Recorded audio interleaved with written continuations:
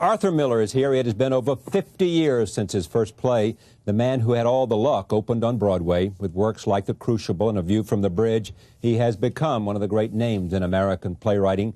His landmark play, Death of a Salesman, is currently celebrating its 50th anniversary with a revival on Broadway. Arthur Miller joins me now for a conversation about life and career. Later we'll be joined by the star of the revival, Brian Dennehy. I am pleased to have, though, one more time at this table and for a conversation, Arthur Miller. Welcome back. Well, good to be here. It is. Last time we did this, we did a radio. It was a radio thing we did. Remember that? Because of the radio play? Yes, right. Revival of a radio play. Terrific. You are writing, you've just premiered Mr. Peter's Connection, yes? That was then, yes. Yeah. How long ago was that? Oh, it's got to be 8-10 months ago. Okay, so that's within a year. Yeah. Now you've got Death of a Salesman. I mean, it's like a Arthur Miller renaissance, isn't it? Well, it's nice. It is nice. Yeah. Nice because? Well, I'm just happy to see my stuff on the stage again here. And they've done about, I think, 5 of my plays this year in New York. Yeah. All My Sons and A View from the Bridge, Mr. Peter's View from the Connection. Bridge got great reviews. Yeah. And a couple others. So it's been interesting. Did you once told me in a prior, it's hard for me to ask any question I've never asked you, as you well know. And some you just prefer I not ask again, as you well know. A View from the Bridge, you said, may be your favorite. Didn't you once say that to me? Well, it depends a lot on the productions. If the production is terrific, then I think that's about the best thing I've done. And that production was especially good. Anthony LaPaglia played the man, and it was just an extraordinary production. So when that happens, you get the feeling that you couldn't have done any better than that. But I've had a similar experience with All My Sons, which was beautifully performed here last year. Death of a Salesman is a play about what? Well, they asked me that when I was writing it, and I said it's about a salesman and he dies. It's hard to encapsulate that play. It's about the United States. It's about a man. It's about an economic situation. It's about a family. It's about a life. And to try to boil it down to a sentence is beyond me. Some say it's about the corruption of capitalism. Well, yeah, accepting that when it's played in a place like China, where I directed it. Is it still playing there? Someone said to me it's still playing. God knows, they don't tell me anything. Not the same production, but some variation. Well, they have their own theaters. When it's played there, I am sure that they make a different thing out of it. As a matter of fact, CBS had a crew there when I directed it, and when the opening night came, the crowd came out of the theater and they found one young guy who could speak English. And they said, asked him how he liked it. He said, "Oh, it's wonderful." He said, "It just shows you that Willie Loman is right." He says, "Everybody wants to be #1 man." So it depends what continent you're on as to what it means to you. And in that case, it was quite the opposite of what I had originally intended. But some could say Biff Loman is right. It's about coming to grips with the reality of your own life. Well, from his point of view, that's what it is. From Willie's point of view, it's quite different. It's a love story, basically, between a father and a son. In fact, it just occurred to me a couple of weeks ago when I was talking to one of the actors that everyone in this play loves Willie. Everybody. But accepting Willie. And I think basically its appeal probably is that it is that kind of a story. It's about the loss of love and the finding of love again. One of the great moments in the play is when Willie realizes he's loved. Well, that's of course what the architecture of that play is, that both he and Biff, his son, are lost people and find themselves, more or less at the end, by recognizing their love for one another. And that's fundamentally what the story is. He kills himself because he realizes he's more valuable dead than alive, or some other reason? He wants to give of himself. He wants to dedicate himself. He wants to pour out his love for his son. And in his circumstances, he knows there's no way in this life to do that. And so his great triumph will be his giving his insurance money to his son. That's the saddest thing about it to me.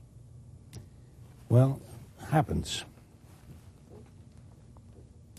Yes, it is sad, but it's just following that tale to its end. The original title was not Death of a Salesman.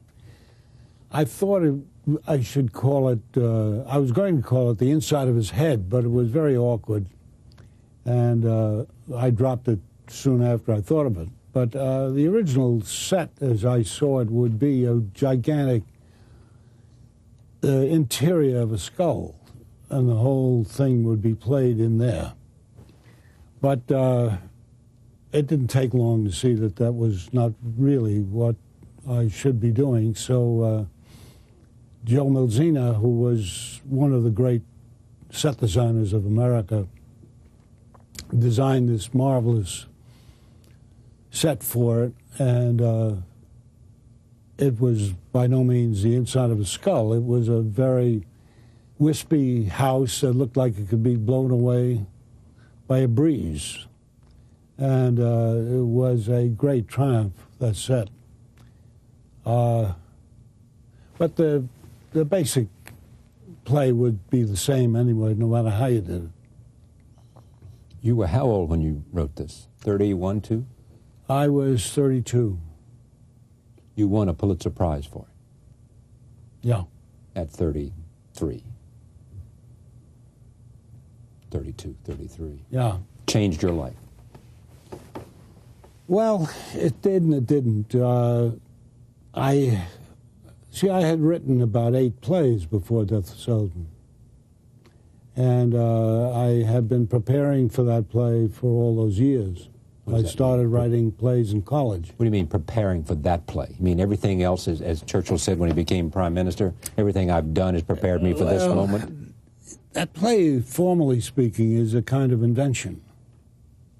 The idea was to make everything happen at the same time. That is, the past and the present working together, instead of stopping a play and going back. There are no flashbacks in the play, and yet the past is always with us. Just as it is in life when you're talking to somebody and you think of something 35 years ago. To make that happen on the stage took a lot of thinking, and a lot of feeling as to how to make that happen. And it took a lot of writing over the years, working through straight realism, through poetic theater, even some verse plays that I was writing, until I came upon that form. Was it instantly critically praised? Yes. It wasn't mixed. It was almost universal.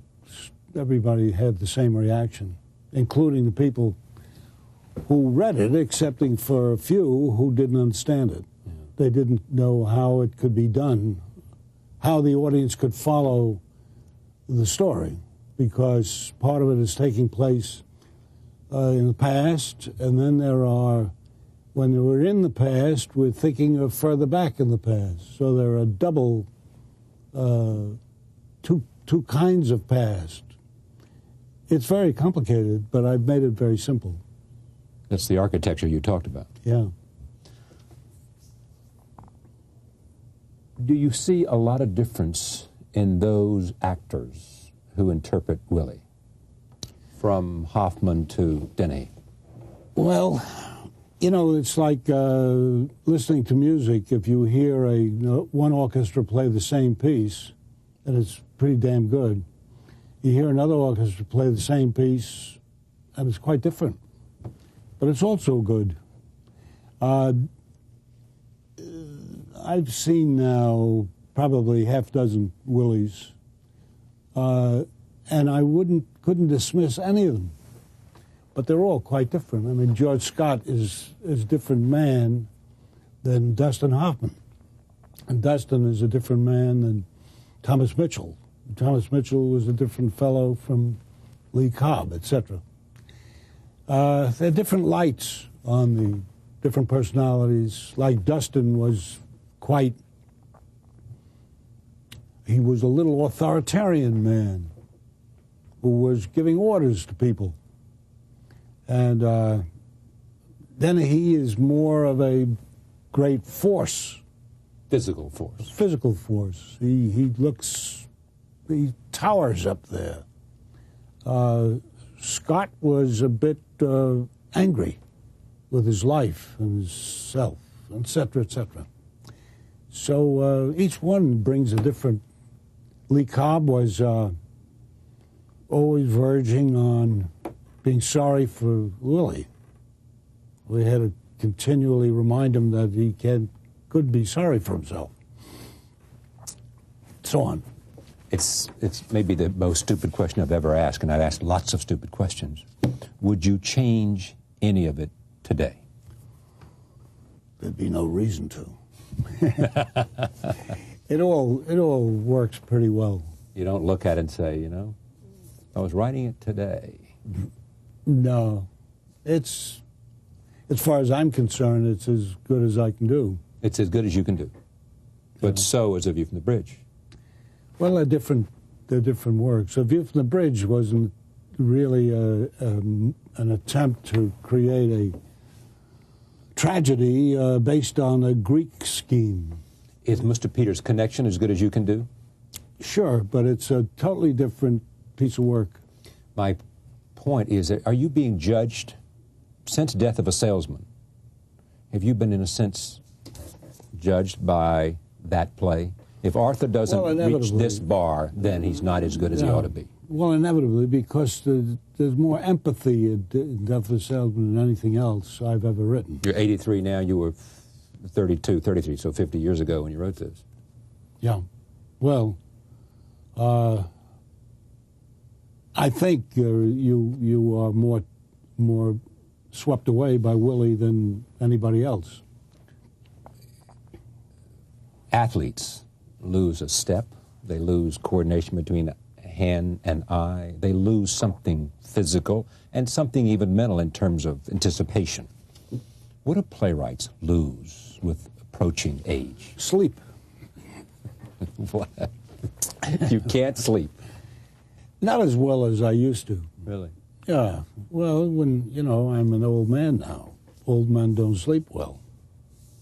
You get up. So therefore you're kind of sleepy during the rest of the day. Well, you got to take a nap now and then. Yeah. Sure.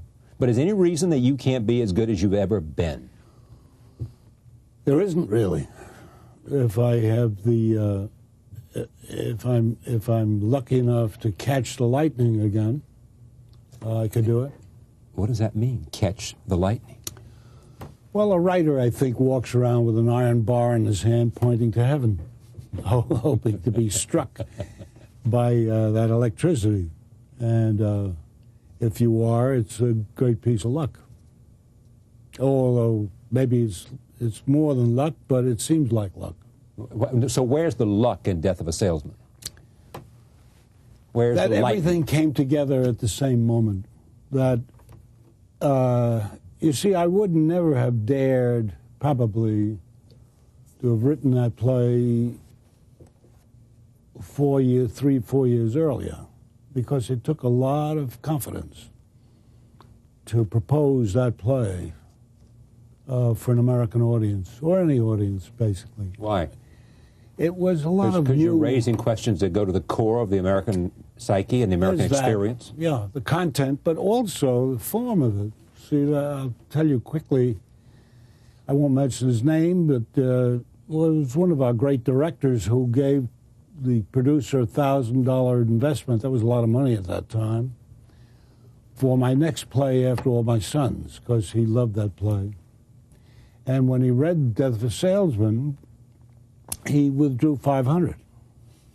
And he was a very, very intelligent man. Was it Elia Kazan? No, Kazan directed my play. Yeah, I know. But I thought maybe... there was another guy who he couldn't follow it.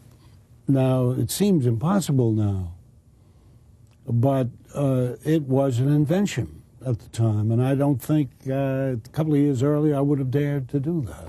But it clearly is a play that doesn't just speak to its own time.